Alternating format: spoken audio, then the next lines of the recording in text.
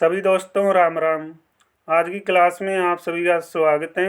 आज हम करते हैं भाई हरियाणा जी के टॉप प्रश्न जो बार बार पेपरों में आते हैं। लगभग यहीं से प्रश्न आपका बनता है। अगर आपने ये प्रश्न और जो हमने आपको पीडीएफ दे रखी है वो प्रश्न याद कर लिए तो आपको मुझे लगता है भाई ज़्यादा प्रश्न पढ़ने की जरूरत ही नहीं पड़ेगी। लगभग 25 नंबर का जो जुगाड़ है आपका हरियाणा जीके का यहाँ से हो जाएगा। ठीक है ना। तो बढ़िया तरीके से आप कंटिन्यू मेरे साथ जुड़ जाइएगा।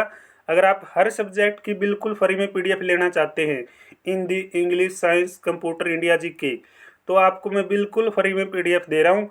जो नंबर मैंने आप लोगों को बता रखा है उस नंबर पे आप व्हाट्सएप कर दीजिए। यहाँ पे भी मैं नंबर बता देता हूँ भाई, 93 50 61 66 13 भाई। ठीक है ना, 93 50 61 66 13। ये नंबर आपको अपने चैनल को सब्सक्राइब करोगे तो शॉर्ट वीडियो के सेक्शन में मैंने आपको अपडेट कर रखा है तो वहाँ पे मिलेगा। और क्लास के नीचे टेलीग्राम का लिंक है भाई, टेलीग्राम को ठीक है ज्वाइन करोगे तो मैंने टेलीग्राम पे भी नंबर पिन कर रखा है। तो इस नंबर पे आप चैनल सब्सक्राइब का स्क्रीनशॉट भेजना। आपको हर सब्जेक्ट की पीडीएफ बिल्कुल फ्री में मिलेगी।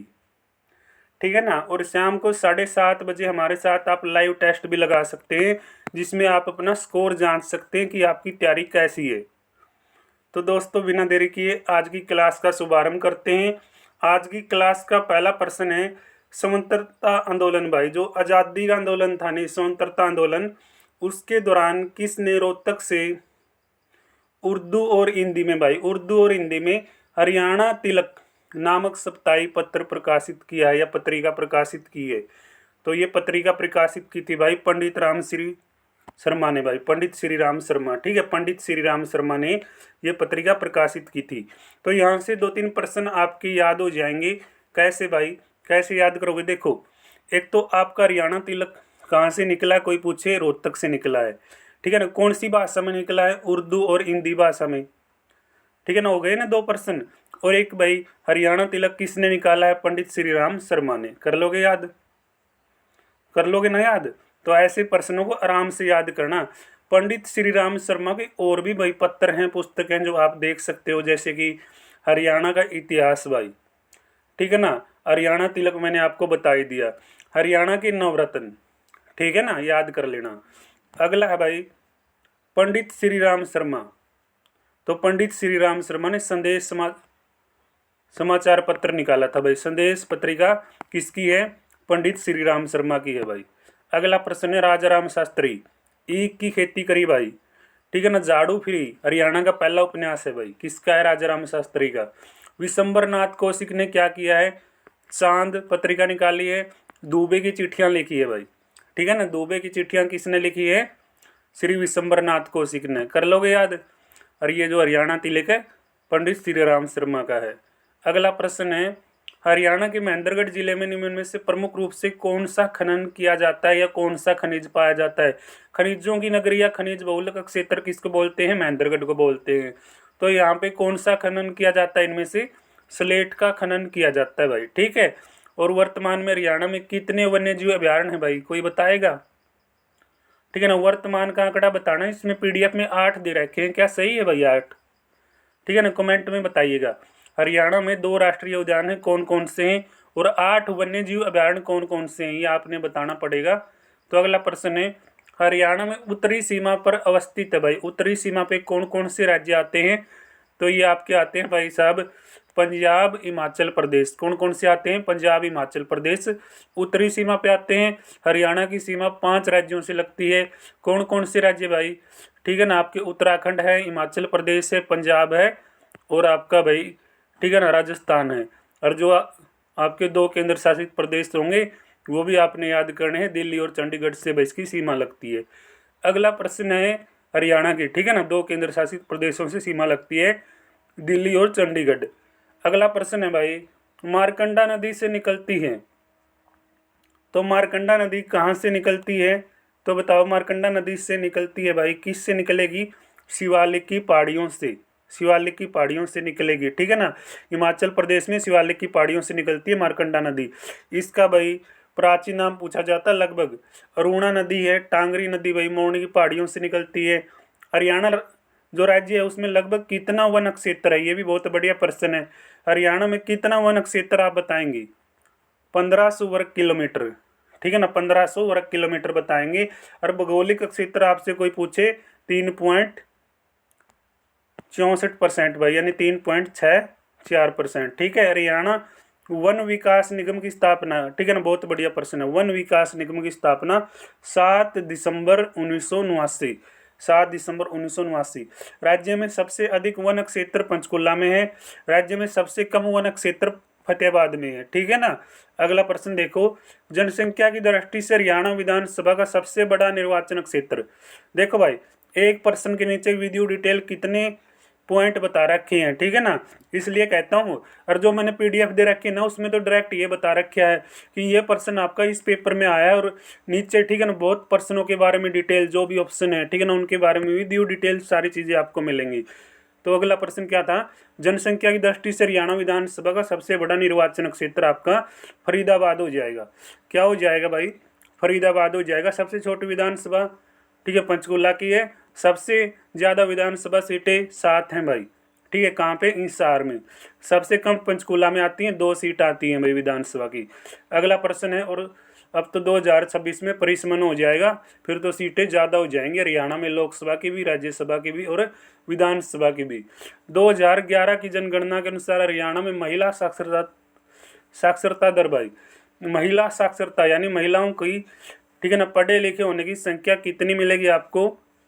तो महिला साक्षरता का प्रतिशत कितना है, कितना है भाई, 66%, लगभग 65.9% है भाई, ठीक है। और पुरुष साक्षरता है जो आपकी, ये 84.5% है। हरियाणा में कुल साक्षरता पूछे आपसे 75.6% है। सर्वाधिक साक्षरता वाला जिला कौन सा है, सबसे ज़्यादा पढ़े लिखे लोग कहाँ पे रहते हैं, गुरुग्राम में, ठीक है ना, गुरु के नीचे 65% भाई, सॉरी 85% है भाई, 85% सबसे ज़्यादा गुरुग्राम में। और कम साक्षरता वाला जिला कौन सा, मेवात, जिसमें 54% साक्षरता है, यानी 54% लोग पढ़े लिखे हैं। अगला प्रश्न देखो,